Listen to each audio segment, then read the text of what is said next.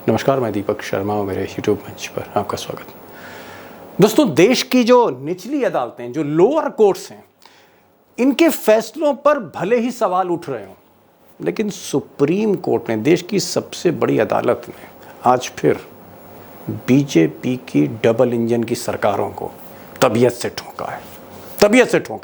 अब ये जो जज साहब हैं, चीफ जस्टिस चंद्रचूड़ साहब, इनकी तस्वीर तो आप पहचान ही रहे होंगे, लेकिन इनके जो ब्रदर जज हैं, इनके जो साथी हैं, ये साहब जस्टिस BR गवई, इन्होंने भी आज बड़ी हिम्मत दिखाई साहब। और आप कह सकते हैं कि योगी जी के बुलडोजर पर गवई साहब ने, जस्टिस गवई ने कानून का बुलडोजर चला दिया। अब जस्टिस गवई ने आज कोई गोल मोल बातें नहीं की, उन्होंने सीधे सीधे कहा कि लोगों के घरों पर बुलडोजर चलाना, बुलडोजर से लोगों के घरों को गिरा देना, इट्स अगेंस्ट लॉ, ये गैर कानूनी है।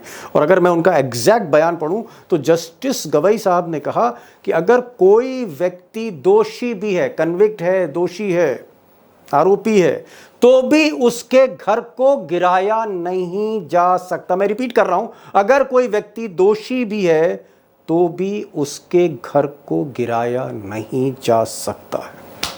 अगर साफ शब्दों में कहूं तो जस्टिस गवई ने आज बीजेपी की दुकान ही बंद कर दी, वोट की दुकान बंद कर दी। और सबसे बड़ा झटका बाबा को दे दिया, योगी बाबा को। सीएम के पास कोई पावर नहीं घरों को गिराने की। बुलडोजर किसी का सगा नहीं है, बुलडोजर बहुत बेवफा है। हमारे बाप के गुलाम होने हमारे बाप के हम गुलाम हैं। 3 बार आए तुम्हारे बाप का दिया हुआ खाते हैं क्या? यदि अपराधी है उसे दंड मिलना चाहिए, लेकिन अधिकतर ये हो रहा है कि मुस्लिम निरपराध है तो भी उनके घर पे बुलडोजर चल रहा है। और वह अनुसंधान है हमारा बुलडोजर का। दोस्तों, मामला तो ये वाकई बहुत बड़ा है। आप कह सकते हैं 440 वोल्ट का झटका लगा आज मोदी जी को, योगी जी को, शाह साहब को। और इस मामले पर मैं कोई गोदी मीडिया की तरह कुछ छुपाने, कुछ पर्दा डालने नहीं जा रहा हूँ। खुलकर एक एक परतें खोलने जा रहा हूँ, कुछ खुलासा भी करने जा रहा हूँ, आगे करूँगा। लेकिन मैं चाहता हूँ एक बार ज़रा आप इसका बेसिस जान लीजिए कि ये शुरुआत कैसे हुई। जो एक्शन किया आज सुप्रीम कोर्ट ने, इसकी शुरुआत कैसे हुई। और शुरुआत हुई जब जमायते उलेमाए हिंद, इस संस्था ने एक पेटिशन, एक अर्जी दाखिल करी सुप्रीम कोर्ट में और कहा कि साहब यूपी हो, MP हो, डबल इंजन की जो सरकारें हैं बीजेपी की, यहाँ पर सरकार पक्षपात कर रही है। और उन्होंने कहा कि साहब सेलेक्टिव एक्शन हो रहा है। चंद सेकंड लूंगा, इसको समझिए, फिर आगे बढ़ता हूँ बड़ी खबर पे। पिटीशन में कहा गया कि साहब सेलेक्टिव एक्शन हो रहा है। इसका मतलब यह है कि चुन कर निशाना साधा जा रहा है। और निशाना किस पर साधा जा रहा है? कहा गया कि साहब मुस्लिम आरोपियों पर, जिन मुस्लिम्स के नाम FIR पर अगर आ जाते हैं, चाहे जुर्म जो भी हो, अगर किसी मुसलमान का नाम FIR में आया तो फिर मुमकिन है कि घर पर बुलडोज़र भी चल जाए। तो ये एक सेलेक्टिव एक्शन की बात की। और ये भी कहा गया, जमात ने ये भी कहा कि जो बीजेपी से जुड़े जो आपराधिक लोग हैं या जो आरोपी हैं, उनको कहीं ना कहीं इसमें रियायत दी गई, उनके घर पर बुलडोज़र नहीं गया। यानी बुलडोज़र एक खास कम्युनिटी पर गया और जो बीजेपी से जुड़े लोग थे वहाँ बुलडोज़र नहीं चला, भले ही जुर्म कितना भी खौफनाक क्यों ना हो, कितना भी खौफजदा क्यों ना हो, वहाँ बुलडोज़र नहीं गया बाबा का। अब दोस्तों, जमात के जो वकील हैं जिन्होंने अर्जी दाखिल की है, उनकी बातों में कहीं ना कहीं सच्चाई तो है। और सच्चाई ये है कि योगी की पुलिस, योगी के एडमिनिस्ट्रेशन ने कहीं ना कहीं बुलडोज़र को लेकर पक्षपात तो किया है। यानी बुलडोज़र एक गली में गया, दूसरी गली में नहीं गया। जुर्म भले ही बराबर हो, जुर्म भले ही एक जैसा हो, एक ग्रेड का हो, कार्रवाई जो है सेलेक्टिव रही, चुनकर निशाना साधा गया। और अगर आप देखेंगे तो कई ऐसे मामले, कई संगीन और गंभीर मामले हैं जहां बीजेपी से जुड़े लोगों पर एक्शन नहीं हुआ, नहीं चला बुलडोज़र, तो फिर नहीं चला। मिसाल के तौर पर एक तस्वीर देखिए साहब। अब ये जो तस्वीर आप देख रहे हैं, शायद याद आ जाए आपको 2017 का, अगर आपको मंजर याद आ रहा हो, जब योगी जी नए नए आए थे। ये साहब कुलदीप सिंह सेंगर हैं, कभी लखनऊ यूनिवर्सिटी के नेता हुआ करते थे, बाद में ये बीजेपी के एमएलए बन गए, सजाती हैं, योगी जी से जुड़े हुए हैं। अब इनके ऊपर साहब इल्जाम लगा कि इन्होंने दुष्कर्म कर दिया है और इस पर एफआईआर नहीं की जा रही थी, तो जो पीड़िता थी उसको आत्मदाह करना पड़ा। आत्मदाह की जब कोशिश हुई तब जाके, जब मीडिया में मामला आया, हर जगह चीख पुकार मची, तब जाके साहब एफआईआर हुई और अल्टीमेटली सेंगर को गिरफ्तार करना पड़ा। बहुत ही संगीन जुर्म था, मैं बहुत तफसील से नहीं जा रहा हूं, बहुत कुछ हुआ, क्राइम दर क्राइम हुआ उसमें। बुलडोजर नहीं चला, लेकिन बुलडोजर नहीं चला। 3rd डिग्री का क्राइम हुआ, बुलडोजर नहीं चला। अब सब लिस्ट तो बहुत लंबी है, कई मामले हैं, लेकिन मुझे लगा कि एक मामला और आपके सामने रख दूं। ये मामला बनारस का है, प्रधानमंत्री मोदी जी की कंस्टिट्यूएंसी का, निर्वाचन क्षेत्र का है, बनारस का।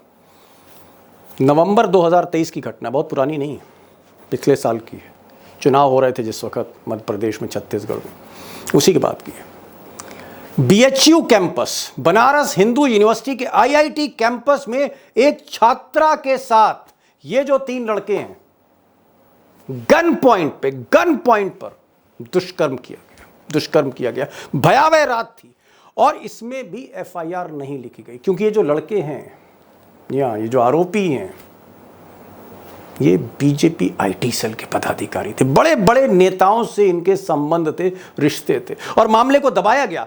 छात्राएं जब कैंपस पे धरने पर बैठी, दिन रात बैठी, बवाल मचा। सीसीटीवी फुटेज में जब ये फोटोएं आई तो साहब एफआईआर तो दर्ज करनी पड़ी। मोदी जी का मामला था, रोज अपमान हो रहा था, गिरफ्तार भी हुए, जेल भी भेजे गए, लेकिन बुलडोजर नहीं चला। सोचिए अगर इनका नाम करीम, सलीम और अलीम होता तो कई घर गिरते हैं बनारस में। एक और मामले का जिक्र करना चाह रहा हूँ, क्योंकि एकदम ताज़ा मामला है, पिछले महीने का है, लखनऊ का है। और यहाँ पर ऋतिक पांडे, एक 20-22 साल का बच्चा, उसकी जो है पीट कर, एक छोटे से मामले में कुछ दबंगों ने पीट कर लखनऊ में हत्या कर दी। He died. उसके बाद गांव में तनाव था, दहशत था, लोग सड़कों पर आ गए, धरना प्रदर्शन हुआ। एफआईआर लिखी नहीं जा रही थी, बाद में लिखी गई, नामजद हुई। अब जो लोग पकड़े गए, कोई हिमांशु सिंह, कोई फलाना सिंह, सारे नाम, उनके संबंध, उनके संपर्क बीजेपी के बड़े नेताओं से थे, और लिहाजा इसमें भी कुछ नहीं हुआ। गिरफ्तार तो किया गया, बुलडोजर नहीं चला। बुलडोजर बाबा का उस गली में नहीं गया जहां पर ये दबंग रहते थे। लखनऊ की बात है, कुछ दिन पहले की।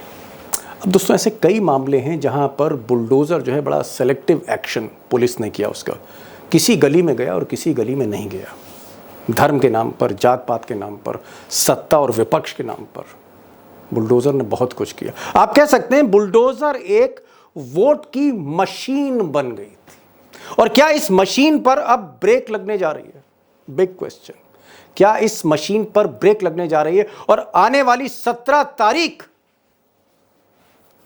जब सुप्रीम कोर्ट इस पर और सुनवाई करेगा, 17 तारीख क्या भारी पड़ सकती है योगी जी पर, मोहन यादव जी पर, भजन लाल शर्मा जी पर, देश के गृह मंत्री पर।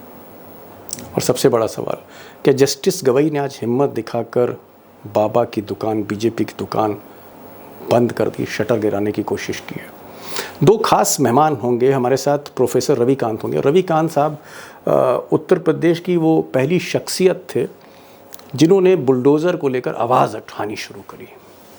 तो आज वो आपके साथ होंगे और मुझे लगता है उनको सुनना चाहिए, क्योंकि इस सब्जेक्ट को वो पिछले कई बरसों से उठा रहे हैं सार्वजनिक मंचों पर। उनको कहीं ना कहीं इसका खामियाजा भी भुगतना पड़ा। तो प्रोफेसर रविकांत को सुनिए और साथ में उमाकांत लकेड़ा साहब सीनियर जर्नलिस्ट होंगे। ज़्यादा समय नहीं लूँगा, लकेड़ा साहब के पास चलते हैं, प्रोफेसर साहब के पास चलते हैं। आज बात बुलडोज़र पे करते हैं। प्रोफेसर साहब, आज जो सुप्रीम कोर्ट ने आज ये जो आदेश दिया है कि साहब चाहे सरकार योगी आदित्यनाथ की हो या मोहन यादव की हो, किसी की भी हो, आप किसी का घर नहीं गिरा सकते, बुलडोज़र नहीं चला सकते, चाहे वो सजा याफ्ता क्यों ना हो, चाहे वो आरोपी कितना बड़ा क्यों ना हो। उसके घर के बाकी जो सदस्य हैं, उसके माँ बाप, बच्चे, उनके छत से, उनके सर के ऊपर जो छत है उसको आप तोड़ नहीं सकते। कानून इसकी इजाजत नहीं देता है। और जब से ये आदेश आया है बीजेपी में खलबली मची हुई है। मैं ये जानना चाह रहा हूं कि चाहे योगी आदित्यनाथ हो या भजन लाल शर्मा हो या मोहन यादव हो, जितने भी बीजेपी के मुख्यमंत्री हैं जो बुलडोजर की सवारी कर रहे थे, खलबली क्यों है साहब? ये झटका क्यों लग गया? दीपक जी, पहली बात तो मैं ये कहूंगा सुप्रीम कोर्ट से कि बहुत देर कर दी हुजूर आते आते। जी 2 साल से 3 साल से ज्यादा का समय हो गया जब से ये बुलडोजर का आतंक पैदा किया सरकारों ने। दीपक जी, ऐसा भारत के इतिहास में कभी नहीं हुआ था। लोकतंत्र का इस तरीके से मजाक जो उड़ाया जा रहा था और एक समाज को, एक समुदाय को डराने के लिए उसका इस्तेमाल हो रहा था कि आप रातों रात, अब आपको सपना आएगा कि साहब मकान जो बना है किसी का नक्शा पास नहीं है, किसी की जमीन सही नहीं है और आप गिरा देंगे। इससे, इस आतंक से कम आज मुक्ति मिली है। और ये लोग क्यों खौफजदा है, अब क्यों परेशान है कि दरअसल इन्होंने बुलडोजर को ही हिंदुत्व का पर्याय बना दिया था। बुलडोजर के जरिए पूरी हिंदुत्व की राजनीति की जाने लगी थी। और आपने देखा होगा, मोहन यादव तो अभी आए हैं, शिवराज चौहान मामा जी तो कंस मामा हो गए थे, वो बुलडोजर चला रहे थे योगी आदित्यनाथ से प्रेरणा लेकर के।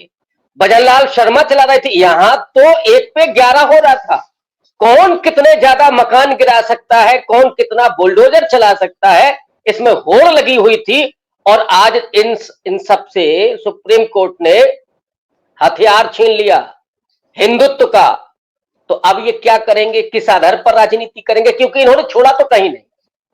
आपकी वैचारिकी नहीं चलेगी, आपका विमर्श नहीं चलेगा, क्योंकि संवाद आप पसंद नहीं करते हैं।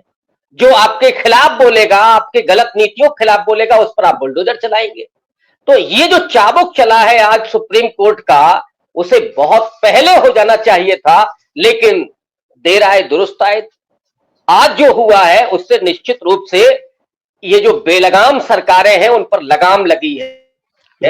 और इससे लोगों को बड़ी राहत मिली होगी। लोकतंत्र को एक तरह से ऑक्सीजन देने वाला यह फैसला है। दीपक जी जी जी जी, मैं आऊंगा डॉक्टर साहब, बहुत कुछ पूछना है आपसे। लेकिन लखेड़ा साहब, मेरा सवाल ये है कि अगर एफआईआर, कोई भी क्राइम हुआ, चाहे वो गोली चल गई या कोई और लूट हो गई, अगर एफआईआर लिखी जा रही है, 2 पक्षों में झगड़ा हो गया, एफआईआर लिखी गई और एफआईआर में नाम अगर नसीम है, वसीम है, करीम है, सलीम है, अगर ये नाम आया, इस तरह का मुस्लिम नेम कह दूं साफ तौर पर, तो क्या तुरंत कार्रवाई होती थी और कहीं कहीं अगले दिन मकान गिरा दिया जाता था, बुलडोजर चल दिया जाता था?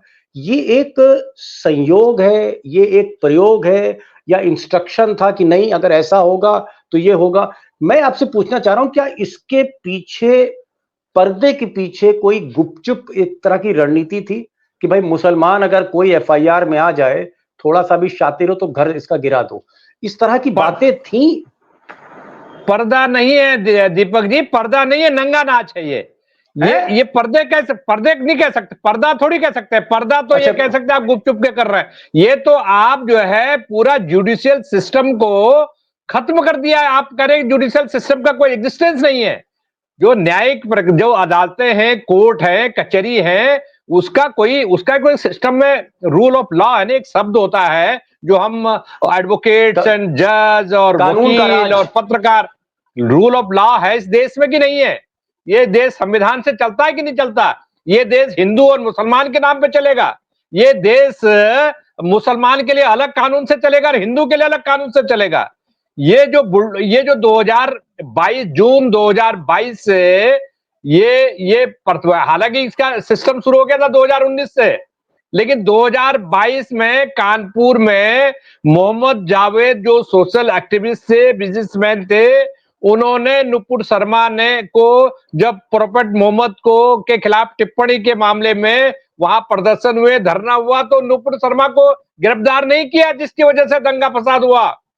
वहां प्रदर्शन हुए और जो लोगों ने प्रोटेस्ट किया उनकी लिस्ट बना करके उनके घर उजाड़ दिए, बुलडोजर चलवा दिए, और उसमें सारे लोग आगे कि नहीं साहब इन्होंने जो है प्रदर्शन किया, इनकी वजह से प्रदर्शन हुआ, और जो प्रदर्शन सरकार की परमिशन के बिना नहीं करेगा। आपने नुपुर शर्मा को तो नहीं अरेस्ट किया, आपने तमाम जो जिन्होंने ये फसाद पैदा किया था। तो ये सेलेक्टिव है, ये हिंदू मुसलमान के नाम पर इस देश में जो सांप्रदायिकता का चुनावी जहर इस देश को बांटने के लिए, धार्मिक ध्रुवीकरण के लिए, ये इलेक्शन कैंपेन का सैंपल के रूप में बुलडोजर बाबा, बुलडोजर पॉलिटिक्स, बुलडोजर चला देंगे और उनको ठीक कर दो, बुलडोजर चला दो, ये जो परिपाटी है, इससे डेमोक्रेसी को खत्म करने का इन्होंने श्री गणेश कर दिया। जी मान लिया आपकी बात। आप ये कहना चाह रहे हैं कि कप्तान और जिला अधिकारी यानी एसएसपी और डिस्ट्रिक्ट मजिस्ट्रेट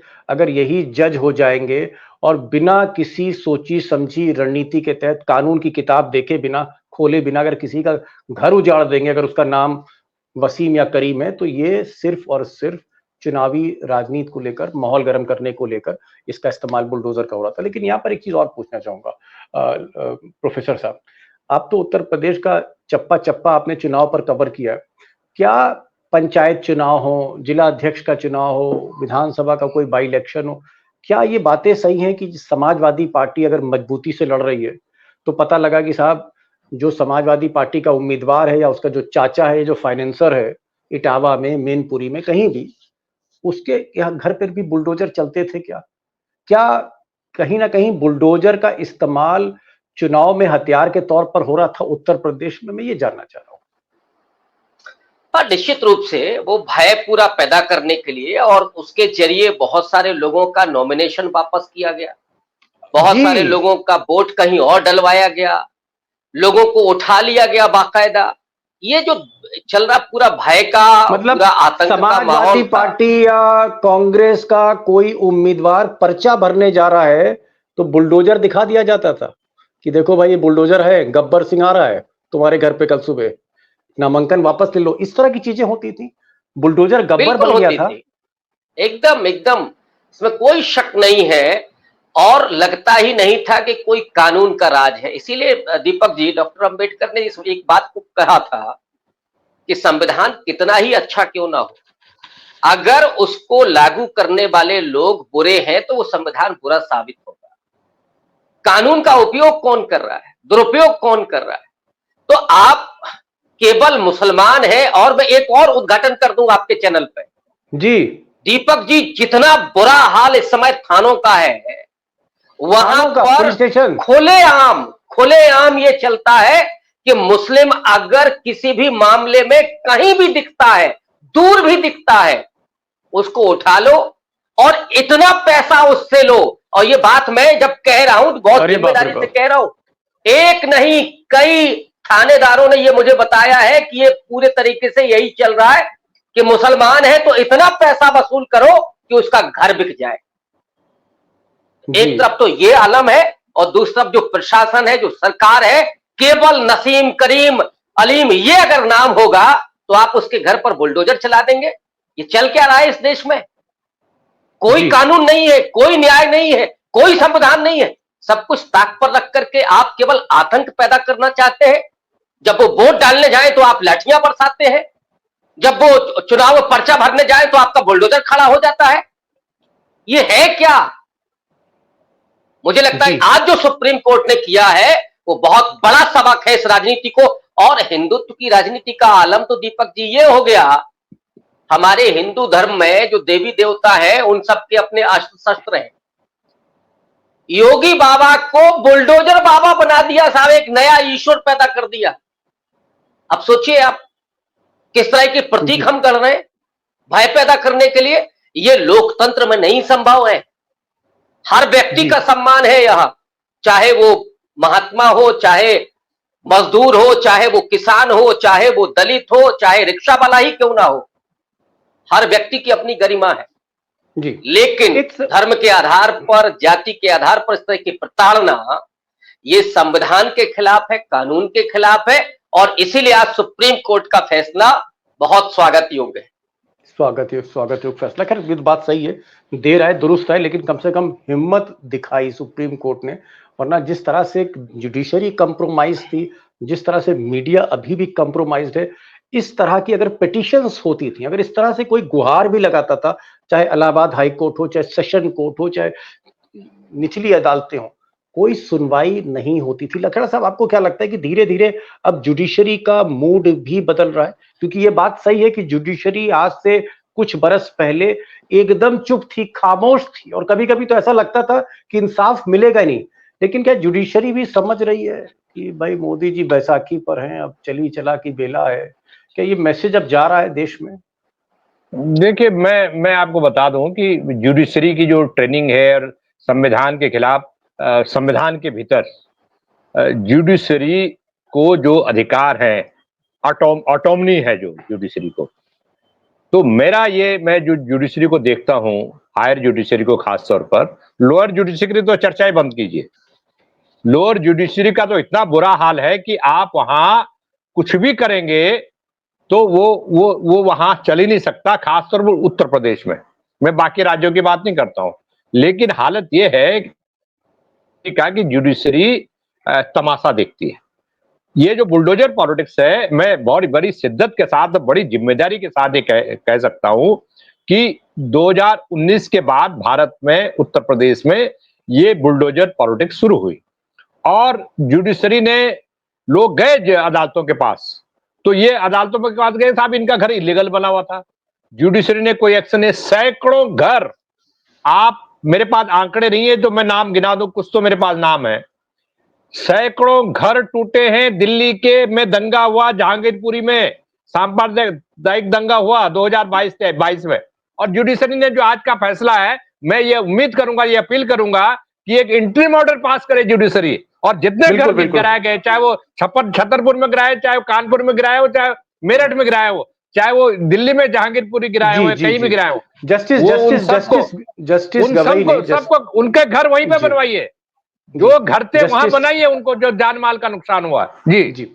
जस्टिस गवाई ने 17 तारीख को पेशी है, 17 तारीख को फिर से तारीख लगी है, और जस्टिस गवाई ने कहा है कि वो गाइडलाइंस बनाएंगे और जो मुआवजा है, कंपनसेशन दिया जा रहा है, इसको भी ध्यान में रखा जाएगा। सरकार का जवाब आने दीजिए। एक चीज, आखिरी अंतिम सवाल आपसे कर रहा हूं प्रोफेसर साहब, आपको लगता है कि आरएसएस हो या बीजेपी हो, अमित शाह हो या मोदी हो, भले ही अमित शाह का झगड़ा योगी से हो या मोदी जी की बनती नहीं हो, लेकिन जहां तक बुलडोजर पॉलिसी है, मोदी और अमित शाह ने भी पूरी छूट दी योगी जी को कि गिराओ भाई गिराओ, अगर वोट आ रहा है तो। ये बात सही है, और इस मामले में तो वो एक है, जितनी ज्यादा नफरत और हिंसा मुसलमानों के खिलाफ होगी, उतना ही बीजेपी का कमल ज्यादा खिलेगा, ये उनकी मानसिकता में। तो मुसलमानों को दोयम दर्जे का नागरिक बना दो, हाशिए पर धकेल दो, और उनके खिलाफ नफरत दिखा करके आप हिंदुओं को एकजुट करिए। ये साहब विभाजन का तरीका है। विभाजन तो अमेरिका में भी होता है दीपक जी। बराक ओबामा ने जो किया था वो डेवलपमेंट के आधार पर विभाजन किया कि हम ये करके दिखाएंगे, लेकिन आप किस आधार पर कर रहे हैं? धर्म के आधार पर। तो अब्दुल्ला का मकान गिरा और खुशी किसको हुई? फलाने सिंह को, फलाने इनको, फलाने उनको। ये जो मानसिकता लोगों के भीतर भरी जा रही थी ठूस ठूस करके, उस पर कम से कम इससे लगाम लगेगी। और इस मामले में चाहे गुजरात लॉबी हो या गोरखपुर लॉबी या भजनलाल शर्मा हो या डॉक्टर मोहन यादव हो, ये एक ही फैक्ट्री से निकल करके आ रहे हैं, नागपुर से। एक ही प्रोडक्ट है, एक ही समझ है, एक ही सोच है। तो वहां तो गुंजाइश ही नहीं है। इसलिए आप ये मत सोचिए कि नहीं साहब अमित शाह को बुरा लग रहा होगा या मोदी जी को लग रहा होगा। वहां तो खुला खेल टोका नहीं।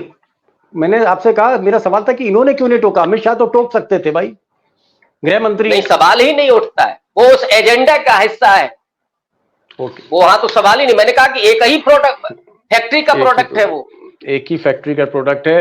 लखेड़ा साहब ने एक बड़ी बात कही। उन्होंने अपने अंतिम सवाल के जवाब में कहा कि वो चाहते हैं, उनकी डिमांड है कि सुप्रीम कोर्ट 17 तारीख को जब इसको फिर से सुनवाई करे, कंपनसेशन दे, मुआवजा दे। जिनके घर गिरे हैं, जिनके ऊपर जो मामले चल रहे थे, उनमें उनको क्लीन चिट मिल गई, सबसे पहले उन घरों को फिर से तामीर किया जाए। ये मिस्टर लखेड़ा का एक सुझाव है। और जहां तक डॉक्टर साहब की बात है, डॉक्टर साहब कह रहे हैं कि भाई अमित शाह जो गृह मंत्री थे उनको हस्तक्षेप करना चाहिए था।